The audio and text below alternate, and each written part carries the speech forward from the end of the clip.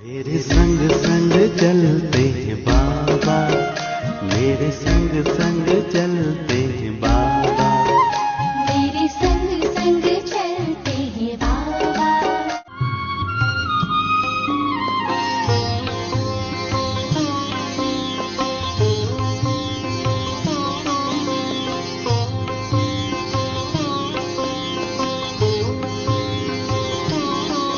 हम उड़ के चले जाएं, ओ हम उड़ के चले जाएं, उस प्यारे से वतन में, हो उस प्यारे से वतन में, उस मीठे से वतन में, हो अव्यक्त वतन में हम उड़ के चले जाएं, ओ हम उड़ के चले जाएं, उस प्यारे से वतन में, ओ उस मीठे से वतन में।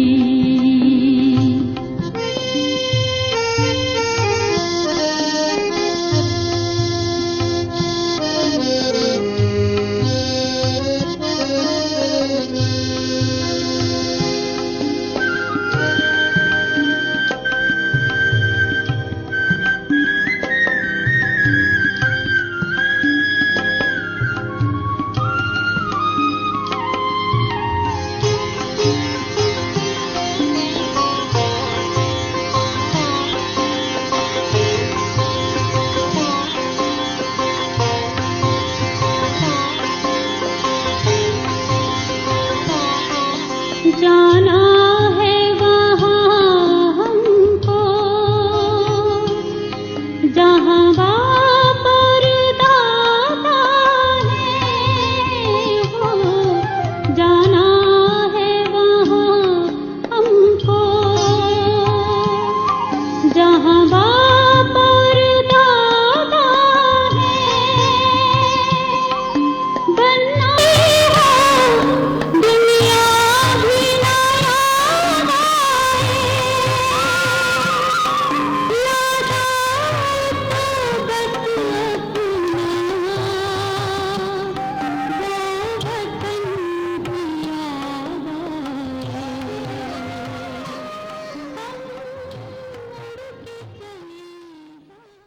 शांति। आप सभी ने बाबा का आज गुरुवार का भोग खाया? सभी ने ब्रेकफास्ट किया? టిఫిన్ చేశారా? బాబా టోలీ తీసుకున్నారా అందరూ అని అడుగుతున్నారు. सब में ताकत आ गई? ताकत शक्ति आ गई? అందరికీ శక్తి వచ్చిందా? अभी उस शक्ति को लेने के लिए किसी किसी के पास माया भी आ रही है, वो भी शक्तिशाली बनना चाहती है।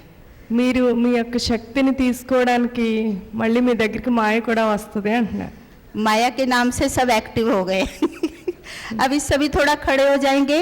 ఒకసారి అందరూ Yes, నిలబడండి. हाँ। अब थोड़ा सा अपने आप को एक्टिव करेंगे। मैं कुछ वर्ड्स बोलूंगी, आपको वैसे ही करना। కొంచెం मैं बोलूंगी वॉक, तो आपको अपने स्थान पर ही चलना है। मैं Walk बोलूंगी करने से- स्टॉप, तो आपको स्टॉप हो जाना है। Okay, walk. వాక్ అంటే ముందుకు నడవండి 2 అడుగులు. थोड़ा थोड़ा चल सकते हैं। वॉक, వాక్ అంటే 2 అడుగులు వేయండి. स्टॉप, స్టాప్ అంటే ఆగిపోండి. Walk, stop. अब थोड़ा रिवर्स करेंगे। जब मैं वॉक बोलूंगी तो आपको स्टॉप होना है, जब स्टॉप बोलूंगी तो वॉक करना है। Okay, walk. कई వాక్ चल रहे हैं, వాక్ रिवर्स करना है, रिवर्स करना है। ఈసారి వాక్ అన్నప్పుడేమో ఆగండి, స్టాప్ అన్నప్పుడు నడవండి, రివర్స్లో చేయండి అంటున్నారు. क्योंकि बाबा भी कभी कुछ कहता है ना, हम दूसरा करते हैं, तो यहाँ पर भी दूसरा करेंगे। स्टॉप।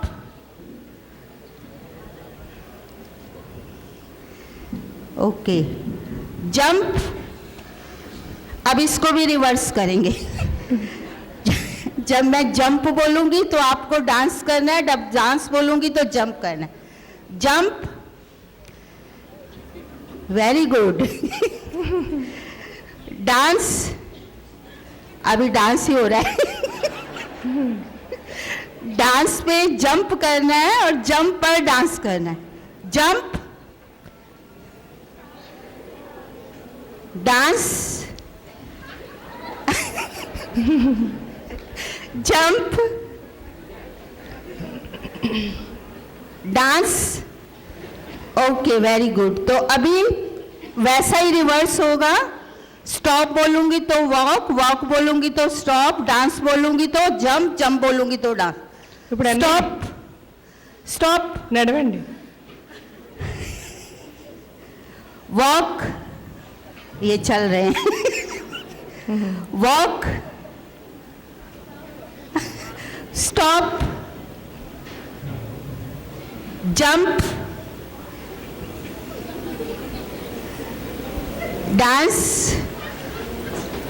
ओके, सब फॉलो कर रहे हैं। अभी फिर से रिवर्स करेंगे। अभी जो कहा जाएगा वही करना है, ठीक है। ఇప్పుడు ఏది చెప్తే అదే కరెక్ట్గా చేయండి. Jump, okay, dance, walk, stop, stop, walk, dance, jump, stop. Very good, बैठ जाइए। ओम शांति। हम सभी बाबा के योगी बच्चे हैं। योग माना बाबा को याद करना, ठीक है। जब हम कहते हैं हम योग करने के लिए बैठे हैं तो इसका मतलब हम पहले क्या थे? हाँ, अब हम योग करने जा रहे हैं, इसका मतलब पहले योगी नहीं है। हाँ, है या नहीं है? हैं? तो फिर क्यों कहते हैं? फिर क्यों कहते हैं? योग माना कनेक्शन, और याद हमारी नेचुरल होनी चाहिए। लेकिन क्या वो याद मेरी नेचुरल है? మనందరం బాబాకి యోగి పిల్లలు. యోగం అంటే బాబాని స్మృతి చేయడం. అయితే మనం అంటాం కదా, నేను యోగం చేసుకోవాలి యోగం అని. అంటే యోగం చేసుకోవాలి అంటున్నామంటే యోగి పిల్లలు కాదా? అంటే మన కనెక్షన్ ఎప్పుడు ఉండాలి బాబాతోటి. కనెక్షన్ తెగిపోవడం వల్లే యోగం చేసుకోవాలి అంటున్నాము. మరి మనం బాబాకి యోగి పిల్లలేనా కాదా? जानकी दादी अक्षर 3 शब्द बोलती है, मैं कौन, मेरा कौन और मुझे क्या करना है। జానకి దాది ఎప్పుడు 3 శబ్దాలు చెప్తారు. నేను ఎవరు, నా వాళ్ళెవరు, నేను ఏం చేయాలి. अभी आप सोचेंगे मैं कौन हूँ। अपने बारे में सोचना शुरू करिए, मैं कौन हूँ। ఇప్పుడు మనం ఆలోచిద్దాము, నేను ఎవరిని, నేను ఎవరిని అని నా గురించి మనలో మనం ఆలోచించాలి. तब तक सोचते जाइए जब तक आपको अंदर से इसका आंसर नहीं मिलता और आप उसको एक्सेप्ट कर लेंगे कि रियल में मैं वो हूँ। जैसे डॉक्टर को कभी नहीं भूलता कि मैं डॉक्टर हूँ। बाबा डेली हमें नए टाइटल्स देते हैं और वो यही बताते हैं, बच्चे आप कौन हैं। क्या हमें बाबा के टाइटल्स या जिसको दूसरे शब्दों में स्वमान कहते हैं वो हमें सदा याद रहता है? నేను ఎవరినైనా మనం ఆలోచించడం మొదలుపెట్టిన తర్వాత మనకి సరైన సమాధానం వచ్చే వరకు ఆలోచిస్తూనే ఉండాలి. డాక్టర్ ఎప్పుడు కూడా నేను డాక్టర్నని మర్చిపోరు. అలాగే బాబా మనకి ఎన్నో టైటిల్స్ ఇచ్చారు. టైటిల్స్ అంటే స్వమాన్. మరి ఆ స్వమాన్ మనకి ఎల్లప్పుడూ జ్ఞాపకం ఉంటుందా? तो मैं कौन हूँ? నేను ఎవరిని? हाँ, कौन हूँ मैं? आत्मा।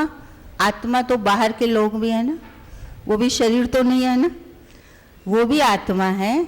लेकिन ब्राह्मणों को बाबा ने क्या बताया है कि आप कौन है? నేను ఎవరిని అంటే ఆత్మ అంటున్నారు కదా, మరి బయట వాళ్ళు కూడా ఆత్మే కదా, శరీరం అయితే కాదు. అయితే మరి బాబా మనకి ఎన్నో టైటిల్స్ గుర్తు చేశారు కదా, నేను ఎవరిని అంటే నేను ఎలాంటి ఆత్మని? कुछ सेकंड्स अपने आप से अभी बात करिए, अपने आप से पूछिए कौन हूँ मैं।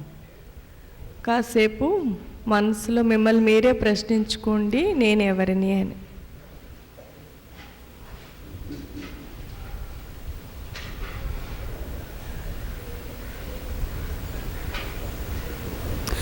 जितना ज़्यादा आप अपने बारे में सोच सकते हैं सोचिए। మీ గురించి మీరు ఎంత బాగా ఆలోచించుకోగలరో అంత ఎక్కువగా ఆలోచించండి.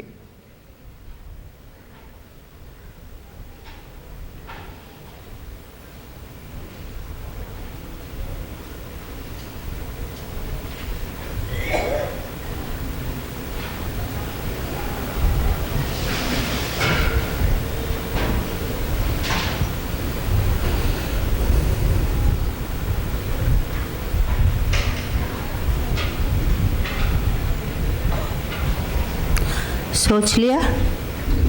सोच लिया? ఆలోచించారా? अब हम सारा दिन करते क्या है, बाबा हमें डेली नया टाइटल देते हैं, बच्चे आप ये हो। हम उसको भूल करके लोग जो हमें कहते हैं वो हमें याद रहता है ना। आप ऐसे हो, आपने ये काम ठीक से नहीं किया, आपको कुछ भी नहीं आता है, आप ये बिल्कुल केयरलेस हो, वो शब्द हमें बार बार याद रहते हैं। और बाबा ने क्या कहा वो हमें याद रहता है। ఆలోచించారు కదా నేను ఎవరిని అని, ఏం గుర్తొచ్చింది? అయితే మనకి బాబా ఏవైతే టైటిల్స్ ఇచ్చారో అవి జ్ఞాపకం ఉండవు. అయితే ఎవరైనా ఏదైనా పొరపాట్లు చేస్తూ ఉంటారు కదా, మీరు ఇలా చేశారు, ఇలా అన్నారు, ఇది ఇలా జరిగింది, అవే పదే పదే జ్ఞాపకం వస్తాయి, కానీ బాబా ఇచ్చినటువంటి సొమాన్ జ్ఞాపకం రావట్లేదు. लोग जो हमें कहते हैं, हम जितनी बार उसको रिवाइज करते हैं वो हमें पक्का होता जाता है। इससे हमारा मूड अपसेट होगा, फीलिंग आएगी, किसी से बात करना अच्छा नहीं लगेगा। लेकिन बाबा ने जो मुझे मुरली में डोज दी, बाबा ने भी तो कुछ कहा ना, तो भगवान की बात को स्वीकार नहीं करते, लेकिन लोगों के द्वारा दिए गए कमेंट्स वो हम जल्दी स्वीकार कर लेते हैं। राइट है?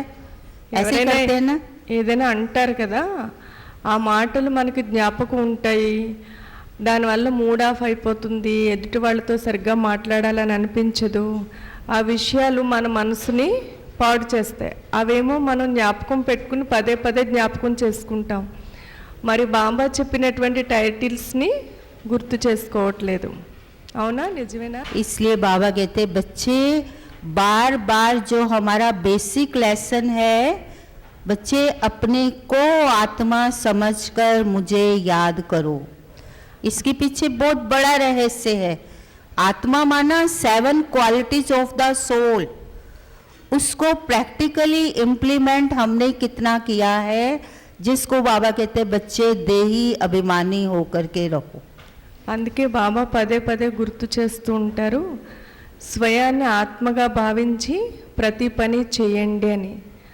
ఆత్మ అంటే 7 గుణాలతో కూడినటువంటిది. దాన్ని మనం రోజు రోజుకి అభివృద్ధి చేసుకోవాలి, ఆత్మాభిమాని స్థితిని. इसलिए बाबा कहते बच्चे अपने आप से बातचीत करो, स्वचिंतन करो।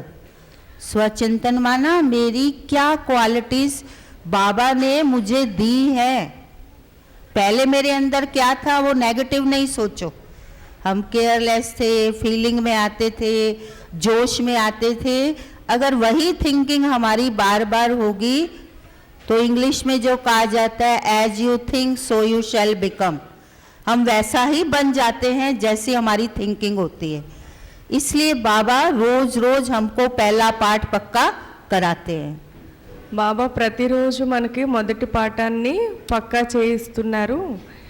మరి నేను ఆత్మని, ఎలాంటి ఆత్మని, నాలో ఎటువంటి గుణాలు ఉన్నాయి, అదే పదే పదే ఆలోచించండి. ప్రస్తుతం బాబా మనకి ఏవైతే వాల్యూస్ ఇచ్చారో దాన్ని గుర్తు చేసుకోండి. నేను ఇంతకు ముందు ఎలా ఉండేవాడిని లేదా ఎలా ఉండేదాన్ని, నాకు ఎక్కువ ఫీలింగ్ వచ్చేది, నాకు ఎక్కువ కోపం ఉండేది, అది ఆలోచించకండి. మరి ఇంగ్లీష్లో చెప్తారు కదా, ఎక్కువగా ఎలా ఆలోచిస్తారో అలాగే అయిపోతారు అని. तो एक बार किसी ने बहुत अच्छा कहा था, हम इसको कई बार कॉमन ले लेते हैं कि बाबा तो कहता है ना मुरली में, अपने को आत्मा समझकर मुझे याद करो, हम केवल रिपीट कर देते हैं। लेकिन मैं आत्मा हूँ, ये बहुत बड़ी बात है। और जो हमने बचपन में अल्फ़ाबेट्स पढ़े, आपके तेलुगु में A4 क्या, वो क्या कहा जाता है पता नहीं, लेकिन इंग्लिश में जो हमने A फॉर एप्पल पढ़ा, B फॉर बॉय या बैट पढ़ा, वो आज तक हम नहीं भूले। BA MA में आजकल की स्टडीज़ में हमने कौन सी क्लास में क्या पढ़ा वो याद है? हाँ, 8th स्टैंडर्ड में बुक कौन सी थी, जब ग्रेजुएशन में आए तो कौन सी बुक में किस चैप्टर में क्या था, याद है? लेकिन अल्फ़ाबेट्स नहीं भूले। अल्फ़ाबेट्स एज इट इज़ याद है ना। अगर जो ओल्ड एज मदर्स हैं या फादर्स हैं, भाई हैं, जो बचपन में बेशक स्टडी और आगे नहीं की, लेकिन अल्फ़ाबेट्स अभी तक नहीं भूले हैं, क्योंकि हमने बार बार उनको रिवाइज किया। 1-2 साल हमको वो करने में लग गए। आजकल बच्चों को प्री नर्सरी में भेजते हैं ना, तो वो क्या करते हैं, यही अल्फ़ाबेट्स को ही बार बार रिवाइज करके उसको पक्का करते हैं, उसके बाद वर्ड्स बनाने और सेंटेंस बनाने सीखते हैं। 1-2 साल उनको भी लगते। మనం చిన్నప్పుడు చదువుకున్నటువంటి ఆలు నేర్చుకుంటాం కదా, ఎంత పెద్దవాళ్ళైనా డిగ్రీలోకి వచ్చిన MA అయినా ఏదైనా సరే ఆలు లేదా A to Z ABCDలు మర్చిపోవడం జరగదు కదా. బేసిక్ నాలెడ్జ్ ఎంత పెద్దవాళ్ళు అయిపోయినా, తండ్రి అయినా తల్లి అయినా కూడా అది జ్ఞాపకం ఉంటుంది. మరి ఈవేళ రేపట్లో పిల్లలకి నర్సరీలో 1-2 సంవత్సరాలు ఏ అంటే యాపిల్, బి అంటే బాయ్, అవే కదా నేర్పిస్తున్నారు. ఇప్పటికీ కూడా మీకు చిన్నప్పుడు చదువుకున్న ఆల్ఫాబెట్స్ గుర్తు ఉన్నాయి కదా అంటున్నారు. అలాగే మనం ఈజీగా తీసేసుకుంటున్నాము. స్వయాన్ని ఆత్మగా భావించి బాబాని స్మృతి చేయండి అంటే, ఆత్మగా భావించడం అనేది అది చాలా లోతైనటువంటి విషయము. మనకి ఇప్పుడు కామన్ విషయంగా ఈజీగా అయిపోయింది అంటున్నారు. तो बचपन में जब मैं छोटी थी तो हमारी लौकिक मदर भी हमको बोलती थी कि इसके अंदर ज्ञान के संस्कार पक्के हों। हमको बोलते थे मुरली पढ़ के सुनाओ। तो उन दिनों में मुरली बहुत बड़ी आती थी, 5-6 पेज होते थे और बड़े बड़े होते थे। तो उसमें ये लाइन बहुत बार आती थी, बच्चे अपने को आत्मा समझकर शिव बाबा को याद करो। तो मैं मुश्किल से हार्डली 1 या 2 बार ये लाइन पढ़ती थी। बाकी पूरी मुरली में जितनी बार आता था उसको छोड़ देती थी। तो हमारी मदर पूछती थी आज मुरली पढ़ ली, इतनी जल्दी कैसे पूरी हो गई? फिर वो मेरे को मुरली खोल के दिखाते थे, ये देखो ये आपने मिस किया, ये मिस किया, ये मिस किया। तो मैं अपनी मम्मी को बोलती थी, मम्मा आप लोग बोर नहीं होते बार बार ये लाइन पढ़ के, अपने को आत्मा समझकर शिव बाबा को याद करो, इसको कितनी बार पढ़ोगे? मुझे पता नहीं था ये प्रैक्टिकली अपने आप को समझना होता है। अब जब बड़े हुए तब समझ में आया कि हमारा बेसिक लेसन बहुत वीक है, इसलिए बाबा याद नहीं आता है, क्योंकि फर्स्ट लेसन अभी तक कंप्लीट नहीं किया है। చిన్నప్పుడు మా అమ్మగారు అస్తమాను మురళి చదవమని ఇచ్చేవారు. అప్పట్లో మురళి కూడా చాలా పెద్దది ఉండేది, ఎక్కువ పేజీలు ఉండేవి. అందులో చాలాసార్లు స్వయాన్ని ఆత్మగా భావించి బాబాని స్మృతి చేయండి అనే లైన్ చాలాసార్లు వచ్చేది. అయితే నేను 1-2 సార్లే ఆ లైన్ చదివేదాన్ని, మిగతా సార్లు చదవకుండా వదిలేసేదాన్ని. ఏంటి అప్పుడే అంత తొందరగా మురళి ఎలా చదివేసేవో అంటే, చాలాసార్లు వస్తుంది కదా, పదే పదే ఆత్మగా భావించి బాబాని స్మృతి చేయండి అనే పదం ఎన్నిసార్లు చదువుతాం, మరి మీకు బోర్ కొట్టట్లేదా అని అడిగేదాన్ని మా అమ్మగారిని. అయితే మెయిన్గా ఫౌండేషన్ ఏంటి అంటే స్వయాన్ని ఆత్మగా భావించి బాబాని స్మృతి చేయడం. ఆత్మగా భావించినప్పుడే బాబా స్మృతి కూడా ఉంటుంది. అది బేసిక్ నాలెడ్జ్ సరిగ్గా లేకపోవడం వల్లే స్మృతి ఉండట్లేదు. तो जब हम पहला लेसन पढ़ लेंगे तो हमारी पढ़ाई भी पूरी हो जाएगी, है ना, क्योंकि लास्ट फरिश्ता स्टेज है। इससे आत्म अभिमानी स्थिति को पक्का करते करते जो बाबा फरिश्ता ड्रेस कहता है, वो ड्रेस चमकीली ड्रेस कौन सी, कोई ऐसी कपड़े वाली ड्रेस नहीं, ये हमारी जो इनर वैल्यूज़ हैं, जो देही अभिमानी स्थिति है, यही वास्तव में फरिश्ता की ड्रेस है। మనం ఆత్మాభిమానిగా అయితేనే ఫరిస్తాగా అవుతాము. ఫరిస్తా డ్రెస్ మెరుపు డ్రెస్ అంటే బయటికి కనిపించేటువంటి మెరుపులేమీ కాదు.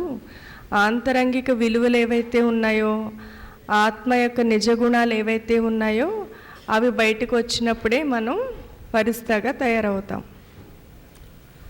दूसरी बात जो बाबा पक्की कराते हैं, बच्चे रोज बाबा को याद करो। और बाबा मुरली में कहते हैं कई बच्चों ने मुझे अभी तक पहचाना नहीं है। याद क्यों नहीं ठहरती? क्योंकि बाबा जो है जैसा है ऐसा समझकर याद नहीं करते हैं। బాబా ఇప్పటికీ మురళిలో చెప్తారు, చాలామంది పిల్లలు నన్ను యథార్థంగా స్మృతి చేయట్లేదు, నేను ఎవరినో ఎలా ఉంటానో ఇంకా చాలామందికి అర్థం కాలేదు, అందుకనే నన్ను స్మృతి చేయలేకపోతున్నారు అని. हम सबको पता है शिव बाबा का नाम क्या है, रूप ज्योति बिंदु है, कहाँ का रहने वाला है, क्या करता है, ये हम सब जानते हैं। फिर बाबा क्यों कहता है कि मुझे नंबर वार जानते हैं?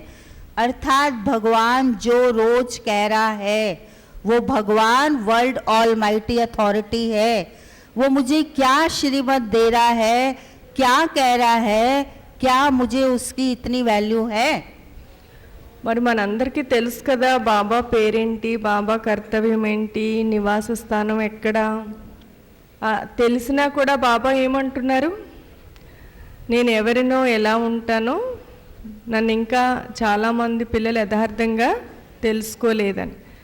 మనకు ఆయన పేరు, రూపం, కర్తవ్యం ఇవన్నీ తెలిసినా కూడా మనం తెలుసని అనుకుంటున్నాము, కానీ సూక్ష్మంగా బాబాని యథార్థంగా గ్రహించినప్పుడే బాబాని స్మృతి చేయగలుగుతారు. तो मम्मा ने बाबा को यथार्थ रीति से पहचान लिया। बाबा ने जो कहा वो मम्मा ने करके दिखाया। चाहे बाबा ने स्थूल कोई श्रीमत दी, चाहे बाबा ने सूक्ष्म पुरुषार्थ की श्रीमत दी, मम्मा जानती थी ये कहने वाला कौन है। ये कोई साधारण नहीं, हम कॉमन नहीं ले लेते हैं। बाबा ने तो कहा है ना, बाबा ने तो ऐसा कहा है ना, लेकिन वो बाबा है कौन? मम्मा ने इतनी वैल्यू बाबा को दी। మమ్మ అయితే బాబా ఏది చెప్తే అది కరెక్ట్గా చేసేవారు, ఎందుకంటే మమ్మ బాబాని యథార్థంగా గుర్తించారు. అంటే బాబా లోపల ఎవరున్నారు, సూక్ష్మ విషయాలైనా స్థూలమైన విషయాలైనా ఏది చెప్తే అది మమ్మ చేసేవారు. ఎందుకంటే చెప్పేది ఎవరు అని, ఎవరు భౌతికంగా బ్రహ్మ బాబా ఉన్న సూక్ష్మంగా లోపల ఎవరుండి చెప్తున్నారు అనేది మమ్మ గ్రహించారు.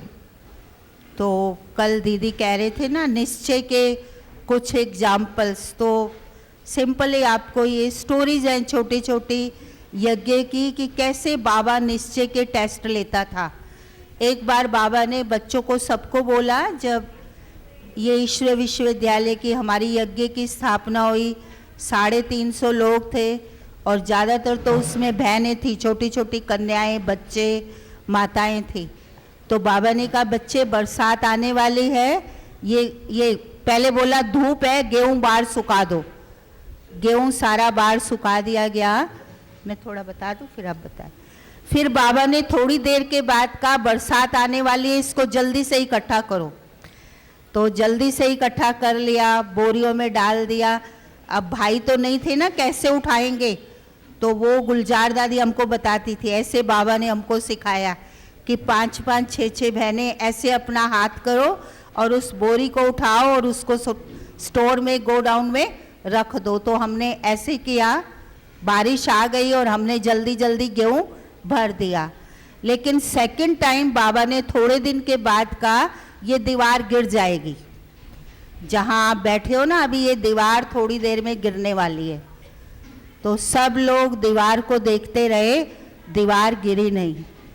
और फिर कहा ये तो भगवान है, भगवान ने क्यों कहा दीवार गिरेगी, दीवार तो गिरी नहीं। तो बाबा से पूछा, बाबा ने कहा आपका योग किससे लगा, दीवार से या बाबा से? हाँ, जब तक दीवार नहीं गिरी या नहीं गिरने वाली थी आप दीवार को याद करते रहे। ये भगवान कह रहे हैं, भगवान तो कुछ भी कह सकता है ना, भगवान को आप बॉन्डेज में थोड़ी ले लोगे कि भगवान ने ये क्यों कहा, ये क्यों नहीं कहा। तो बाबा कहते थे, बाबा ऐसे ही विनाश विनाश भी कह रहा है। कईयों को संशय होता है बाबा रोज विनाश कहता है, विनाश तो हुआ नहीं, लेकिन ये सब अचानक होने वाला है, अगले सेकंड भी होने होगा तो बाबा उसको बताएगा नहीं। तुम बच्चों का निश्चय हिलना नहीं चाहिए, तुम्हारा योग दीवार से लग गया, అందులో बाबा చాలా से మంది लगा। మాతలు ఇంకా అన్నయ్యలు అందరూ కలిపి 350 మంది అలా ఉండేవారు. బాబా ఇప్పుడు ఎండ వస్తుంది, గోధుమలన్నీ ఎండలో వేయండి అనేవారు. అన్ని ఎండలో పెట్టిన తర్వాత వర్షం వచ్చేస్తుంది, అన్ని సంచిలోకి ఎత్తేయండి అంటే పిల్లలు ఎత్తేసేవారు. పిల్లలందరికీ బాబా ఇలా 2 చేతులు ఇలా పట్టుకుని ఆ బస్తాలు లోపల పెట్టేయండి, స్టోర్లో వర్షం వచ్చేస్తుంది అంటే పట్టుకెళ్ళి మోసేసి లోపల పెట్టేసేవారు. మళ్ళీ వర్షం, ఆ విధంగా బాబా ఏది చెప్తే అది చేసేవారు, భగవంతుడు చెప్తున్నారని నిశ్చయంతో. అలాగే బాబా అన్నారు, పిల్లలందరూ అలా కూర్చున్నారు, ఆ గోడ ఉంది, ఆ గోడ పడిపోతుంది అంటే అందరూ అలాగే గోడ వైపే చూస్తున్నారు, గోడ పడిపోతుందని. కానీ గోడ పడలేదంట. ఎందుకు బాబా మరి గోడ పడిపోతుందని చెప్పారు, గోడ ఎందుకు పడలేదని పిల్లలందరి ఆలోచన అంతా, ఏకాగ్రత అంతా గోడపైనే ఉంది, బాబా పైన లేదు అంటున్నారు. అంటే భగవంతుడు కదా, ఆయన ఏది చెప్తే అది జరగాలి కదా. అలాగే ఫస్ట్ నుంచి కూడా బాబా వినాశనం అయిపోతుంది, వినాశనం అయిపోతుంది అంటే మరి ఇప్పటికి ఇంకా ఏం వినాశనం కాలేదు అని అందరూ ప్రశ్నిస్తున్నారు, వినాశనం ఎందుకు జరగలేదని. అంటే బాబా చెప్తారు విషయాన్ని, పిల్లలు అర్థం చేసుకోవాలి. అంటే ధ్యాస దేనిపైన ఉండాలి, వినాశనం పైన, లేకపోతే గోడ పడిపోతుంది దానిపైన, లేకపోతే బాబా పైన, నిశ్చయం దేనిపైన ఉండాలి అని అడుగుతున్నారు. तो बाबा कहते हैं अगर ऐसे सोचते सोचते शरीर छूट जाए तो अंत घड़ी में कौन याद रहा, बाबा याद रहा या दीवार याद रही या कोई और याद रहा। ఇలా ఆలోచిస్తూ ఆలోచిస్తూ ఉంటే చివరి క్షణంలో ఏం జ్ఞాపకం వస్తుంది, గోడ పడిపోతుందా లేకపోతే ఇంకొక విషయాలా, బాబా గుర్తుంటారా? तो बाबा ने एक बार पार्टी जा रही थी तो मम्मा को बोला, मम्मा बाबा की दिल है इस पार्टी को गरम गरम हलवा बना के खिलाया जाए। तो मम्मा जैसे ही बाबा ने कहा मम्मा हलवा बनाने के लिए चली गई और वो पार्टी का तो टाइम हो गया था जाने का, वो बस में बैठ गए। बस में बैठे तो किसी ने आके मम्मा को बोला, मम्मा पार्टी तो जा रही है, आप हलवा किसके लिए बना रहे हो। मम्मा ने उसकी तरफ कोई ध्यान नहीं दिया और मम्मा हलवा चलाती रही। हलवा बनाने में तो टाइम लगता है ना, और वो पार्टी बस में बैठ के चली भी गई। फिर भी मम्मा को बोला, मम्मा अब तो छोड़ दो, अब तो वो पार्टी चली गई है, आप क्यों बना रहे हो। लेकिन मम्मा को ये पक्का था मुझे आज्ञा देने वाला कौन है, मुझे भगवान ने कहा है, किसी और मनुष्य ने नहीं कहा। तो मम्मा हलवा बनाती रही और हलवा बन के तैयार हो गया। और बाबा ने एक बच्चे को कहा, बच्चे वहाँ बस स्टैंड पर जा सकते हो, उन दिनों में गाड़ियाँ नहीं थी। वो बाबा के एक बच्चे ने डिब्बे में हलवा लिया और बस स्टैंड पर साइकिल पर गया। बस चल पड़ी थी, आप सोचो, सीन इमर्ज करो, बस चल पड़ी।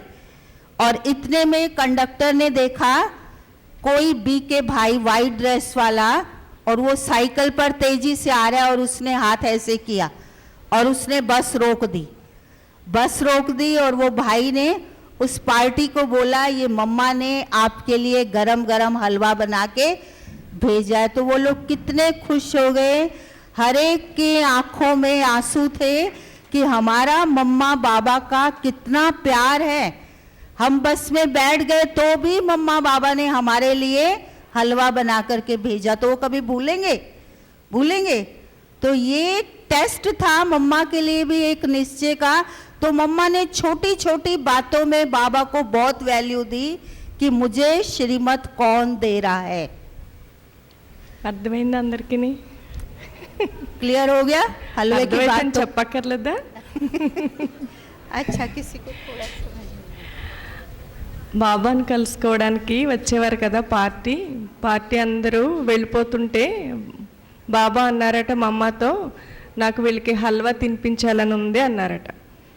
అంటే మా అమ్మ కిచెన్లోకి వెళ్ళి హల్వా చేయడానికి వెళ్తున్నారంట. అప్పటికే అందరూ బస్సులో కూర్చున్నారట. మా అమ్మ ఏమో హల్వా తయారు చేస్తున్నారంట. ఎవరో మా అమ్మ వెనకాల వెళ్ళి, మా అమ్మ ఎందుకోసం హల్వా చేస్తున్నారు, వాళ్ళు బస్సు ఎక్కేశారు, బస్సు వెళ్ళిపోతుంది అన్నా సరే ఆమె మాట వినిపించుకోకుండా మా అమ్మ హల్వా తయారు చేస్తూనే ఉన్నారంట. కాసేపటికి బస్సు వెళ్ళిపోయిందంట. మా అమ్మ ఇంకా ఎందుకు హల్వా చేస్తున్నారు, వెళ్ళిపోయారు అందరూ, బస్సు వెళ్ళిపోయింది అన్నారట. అలా చెప్పినా సరే మా అమ్మ హల్వా చేస్తూనే ఉన్నారట. హల్వా చేయడానికి కొంచెం టైం పడుతుంది కదా, ఆ సీన్ మీరు ఎమర్జ్ చేసుకోండి ఎలా ఉంటుందో. వాళ్ళందరూ వెళ్ళిపోతున్నారు, మా అమ్మ మాత్రం హల్వా చేస్తూనే ఉన్నారండి. కాసేపటికి హల్వా తయారైందట.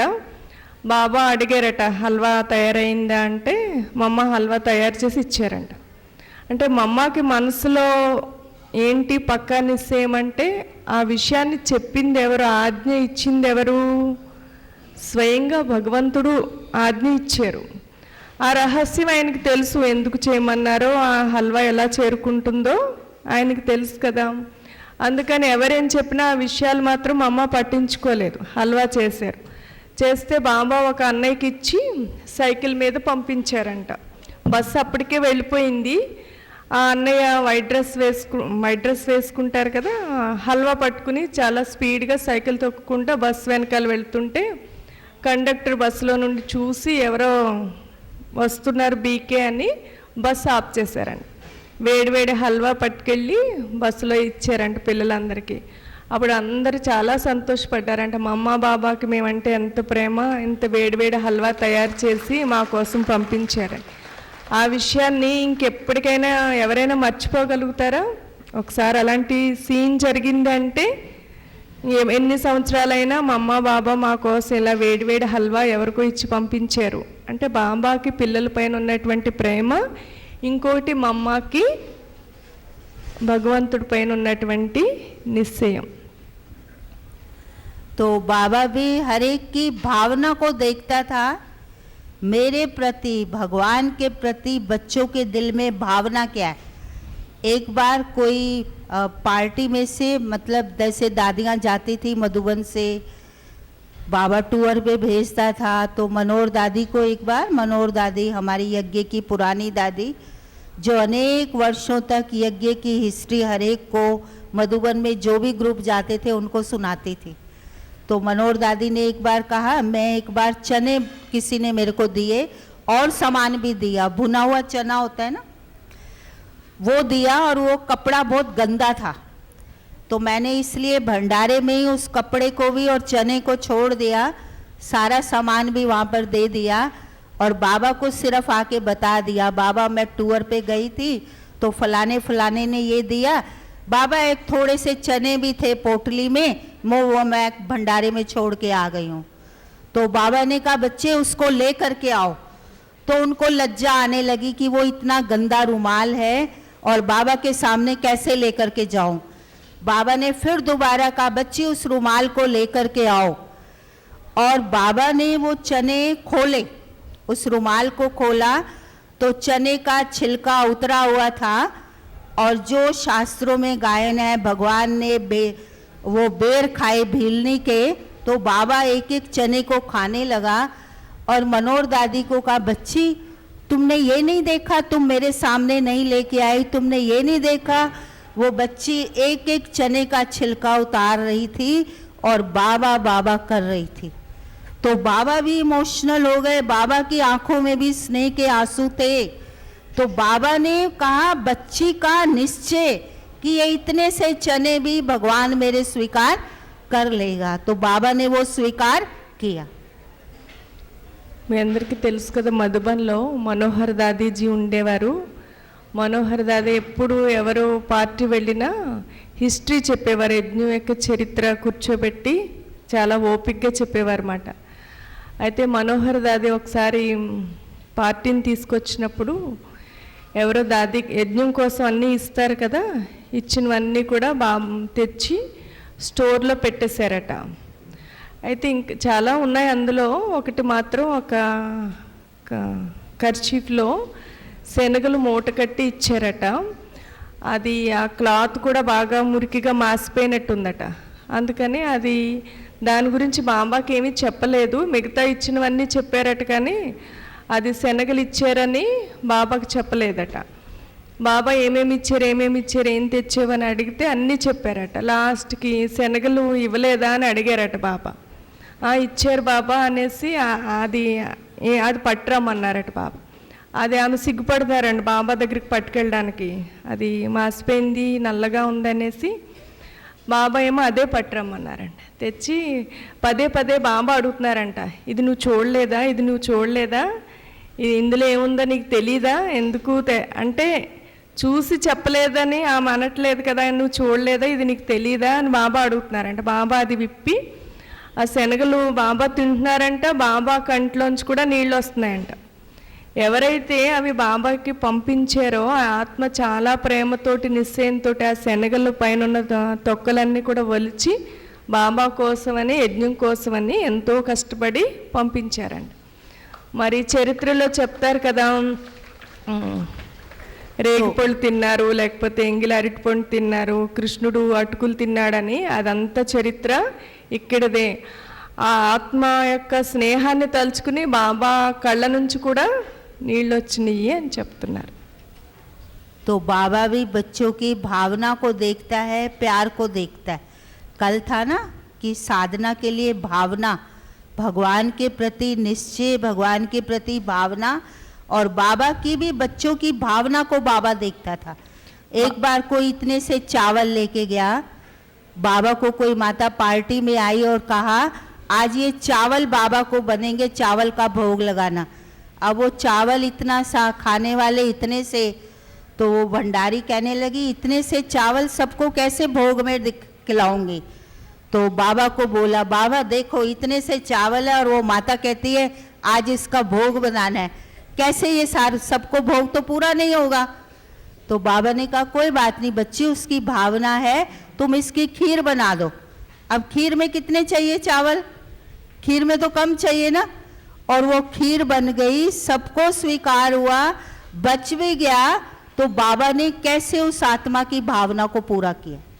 బాబా పిల్లల యొక్క నిశ్చయాన్ని ప్రేమతో పాటు వాళ్ళ మనసులో భావనను కూడా చూస్తారు, పిల్లలకి ఎంత భావన ఉందని. ఒకసారి యజ్ఞంలో ఒక మాతాజీ ఇన్నే బియ్యం ఉన్నాయంట, అదే అన్నం వండి ఈరోజు భోగ్ అదే పెట్టండి, పిల్లలందరికీ ఈరోజు అదే పెట్టాలి అన్నారట.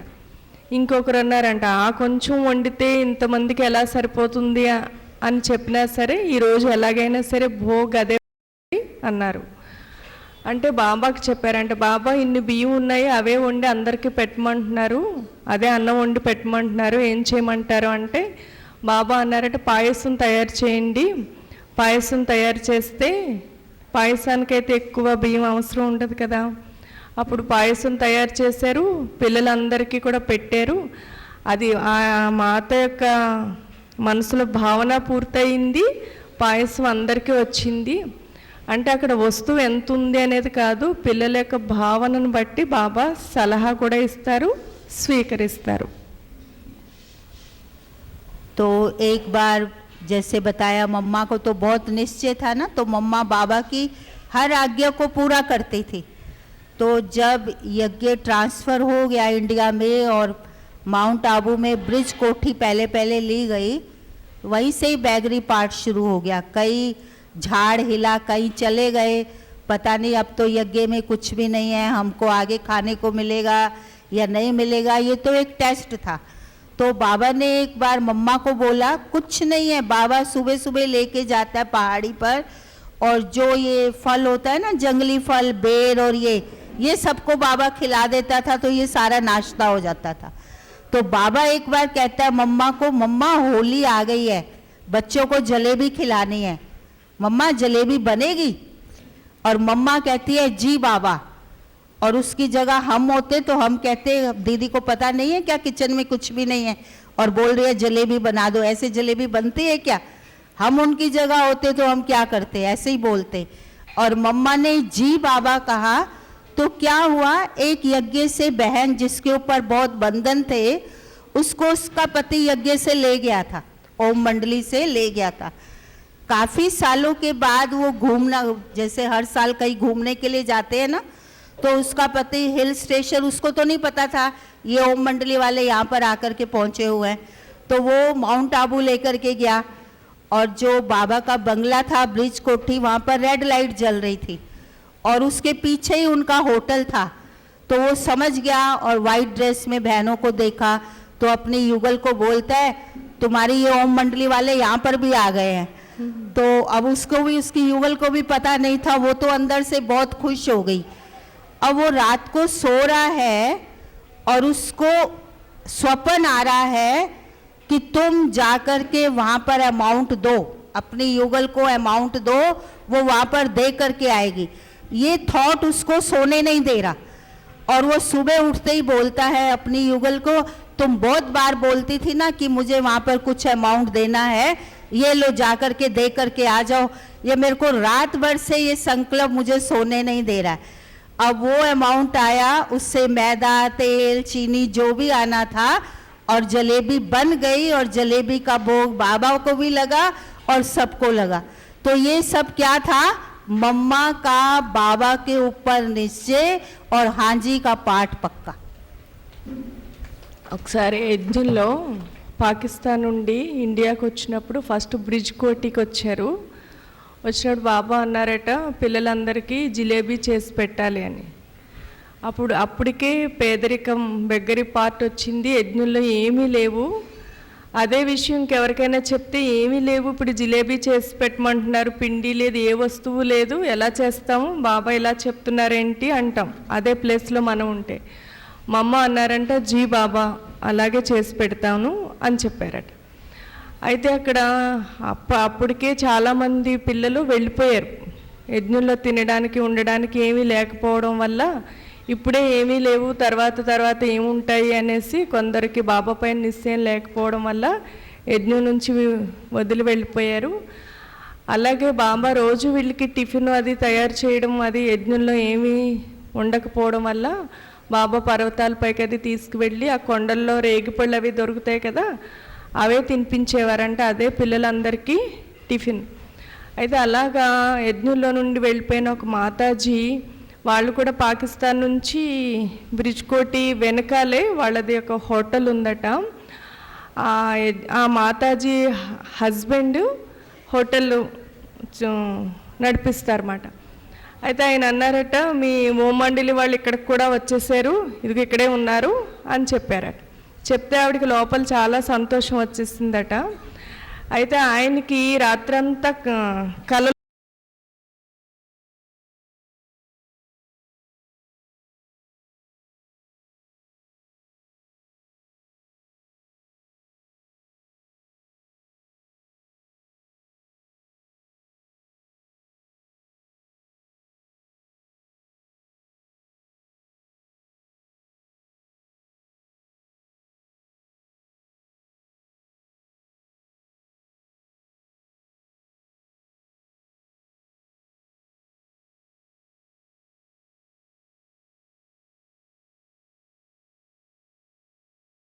आप लोग बहुत ठंडी ठंडी ओम शांति बोलते हो, हाँ? उमंग उत्साह वाली बोलो, ओम शांति। पता तो लगे काकीनाडा बैठा है, हाँ? आप सबको मधु बहन ने जो सुनाया समझ में आया? మీ అందరికీ కూడా మధు బెహన్ చెప్పింది అందరికీ అర్థమైందా? अच्छा लगा? మంచిగా అనిపించిందా? तो मधु बहन के लिए ताली नहीं बजाई?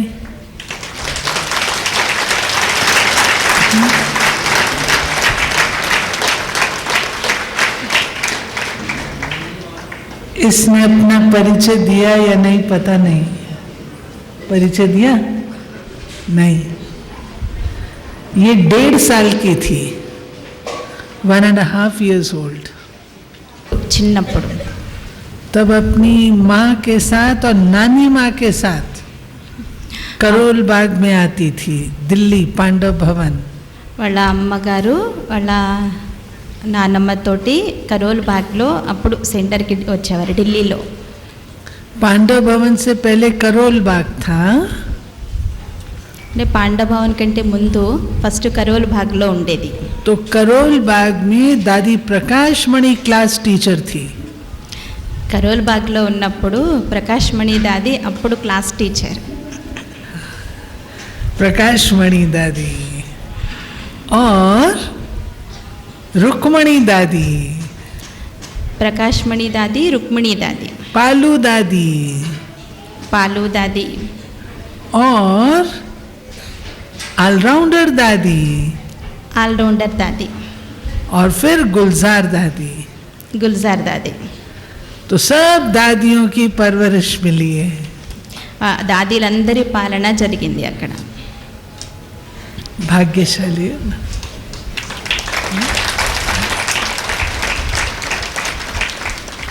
तो मम्मा बाबा की कहानियां दादियों के द्वारा सब अनुभव की है। మమ్మ బాబా లేక ఆ చరిత్ర అంతా కూడా దాదీల ద్వారా